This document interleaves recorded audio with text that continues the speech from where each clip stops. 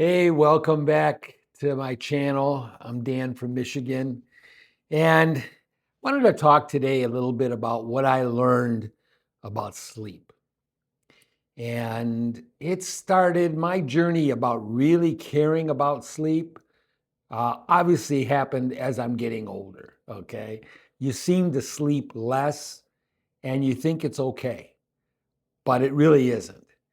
And so along comes COVID, early 2020, late 2019. And I really took a dive into what am I doing with my health? Because, like any virus or cold, if you're in good health, you're generally not going to get something, or if you do get it, it's not going to be as severe. And that's what I was hoping for.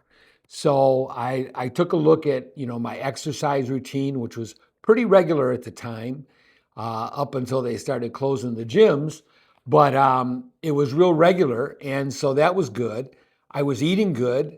I had already just started intermittent fasting, so I knew that was going to be healthy. And I'm thinking, what am I missing? And I thought, you know what? I'm not getting enough sleep. I was sleeping 4 to 5, 6 hours a night, thinking that was enough, just going from there. And just knowing that it really wasn't. Okay. And so as I started researching, which, a lot of us have done that, maybe you haven't, but, sleep is so important. I think it was a kind of a thing that kind of hit me too as I saw a commercial talking about drunk driving and sleep deprivation, and that sleep deprivation was as bad, almost as bad, maybe worse than being drunk driving if you're really sleepy. And so that really kind of got me going. I thought, well, what amount of sleep am I going to need? And that was the thing am I all right with 4 to 5, 6 hours? I mean, I'm older, don't sleep as much, don't have enough of that, whatever it is that you have when you're a baby and you can just sleep through anything. It just kind of goes through your body, and you have less and less as you get older. So I started researching it, and I'm not a doctor. I'm not giving you advice, anything like that. I'm just telling you what I learned about sleep. Okay. And number one, it really supports the immune system. That was like the number one thing that popped up as I started looking, because you get sick. If you do get sick, you're going to get sick a lot less often. And it just facts over time that people that got enough sleep were less likely to get sick. And if they did get sick, it wasn't going to be as severe because their body was having the opportunity every night to regenerate, clean out, fix your body, fix your cells, right? And so that was really what I was hoping to see, and it was right there, okay? And so it also said it would regulate hormones. Now, I said I had just started fasting, and it also, that was one of some of the hormones that it started to affect was your hormones for hunger and stress. So your cortisol and your, what's that? That's terrible. I can't even, I'm talking about it all the time. Your cortisol and your, anyway, whatever. I'll think of it later. But the ghrelin and that control your hormones, your hunger hormones, those were going to be affected by not getting enough sleep. The other thing was heart health. Now, I knew I exercised pretty good, but again, sleep helps keep the heart at a maximum. Everything gets renewed when you're sleeping.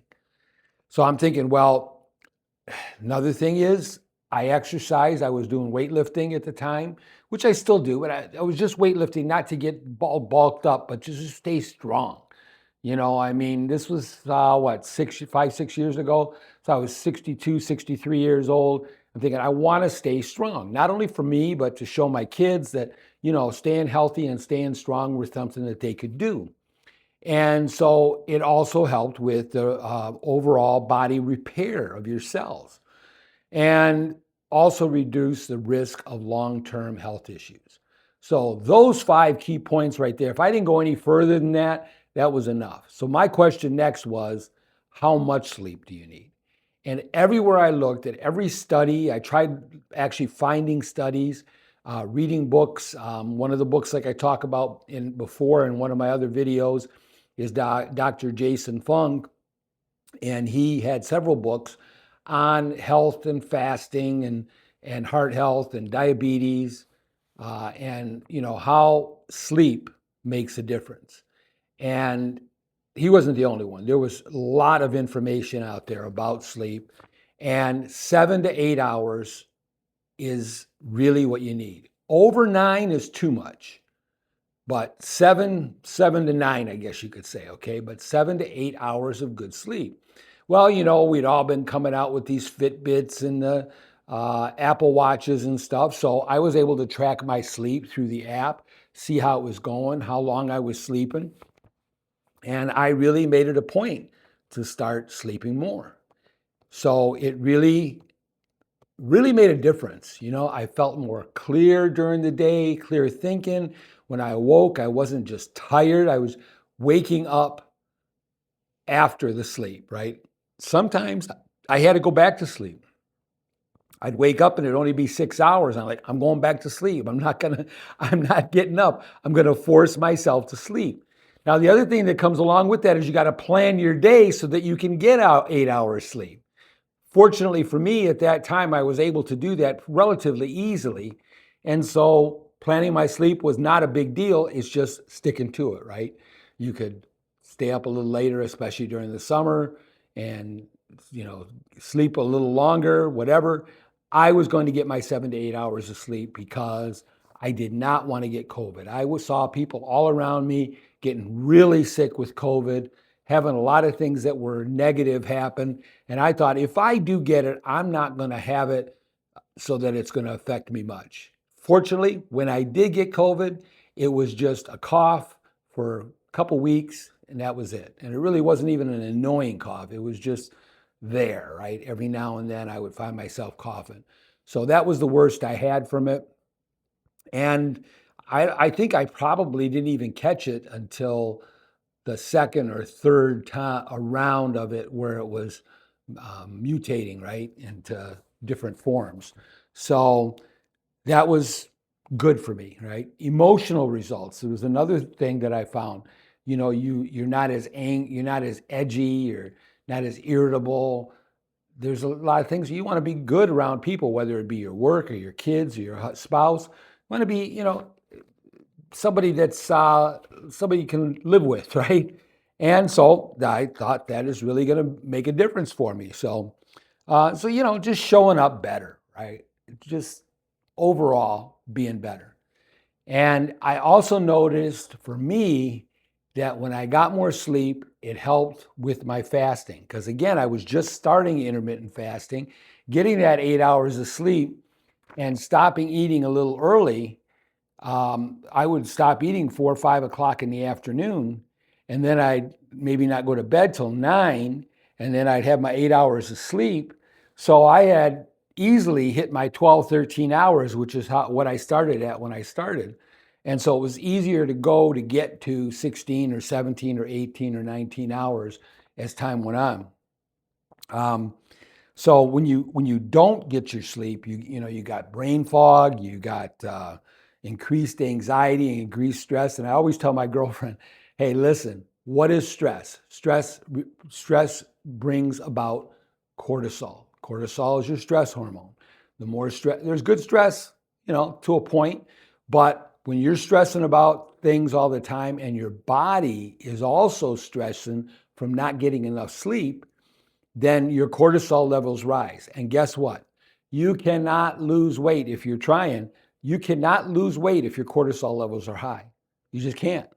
No matter how you try. And they've done the experiments. There's a lot of experiments done where they give people cortisol, and doesn't matter what they did, they could not lose weight. So if you're having issues, even right now, right, where you feel like I'm doing all the right things, but I'm not losing weight, and then you think about, am I getting enough sleep? Am I stressing every day about a lot of things that I shouldn't be stressing about? If that's the case, maybe that's why you're not losing weight.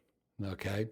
And so, sleep isn't being lazy, it's foundational. And that's kind of the idea that I got from it. You're not being lazy because you want to get 8 hours sleep. Your body needs it. I used to watch Star Trek all the time, and it always clicked with me with the Borg. If you were a Star Trek person, you understand that the Borg, they were on this ship, and the only way they were able to attack the Borg is when they were sleeping, because when they were sleeping, they had to rejuvenate, and they did it as a whole, right? So I thought, well, I'm going to get my body rejuvenated through sleep, cleaned, energized. When I say clean, I mean your cells get a chance to clean and repair, and your cortisol levels go down, your hormones stabilize, all these good things that happen from sleep. And so I was driving home today and I'm thinking, man, you know what? I got to talk about this. It is definitely something that I've spent a lot of time. I still track my sleep every day. I look at, how much deep sleep did I get? How much REM sleep did I get? How much time was I awake? Some of that stuff you can't really control, but if you're getting regular sleep, you find that your REM and your deep sleep both increase, and you'll find a nice steady pattern out of it if you're getting that night's sleep. At least that's what I've found, okay? Again, not a doctor. I'm not giving you advice.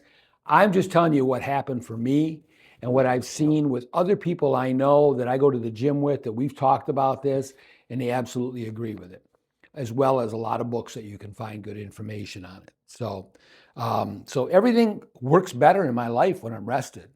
It really does. If you're feeling lethargic and tired, it's just like, well, I don't even feel like doing anything, right? And some days I get done with work and that's how I feel, and I'm sure that's how you feel too sometimes.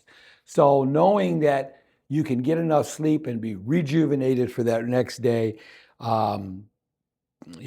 it's really a huge thing. So, bottom line is your physical health, your mental health, your energy level, your mindset.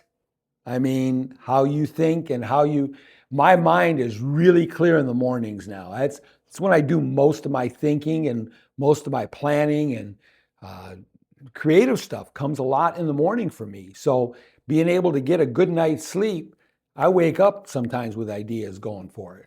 So how important is it? You have to decide that for yourself.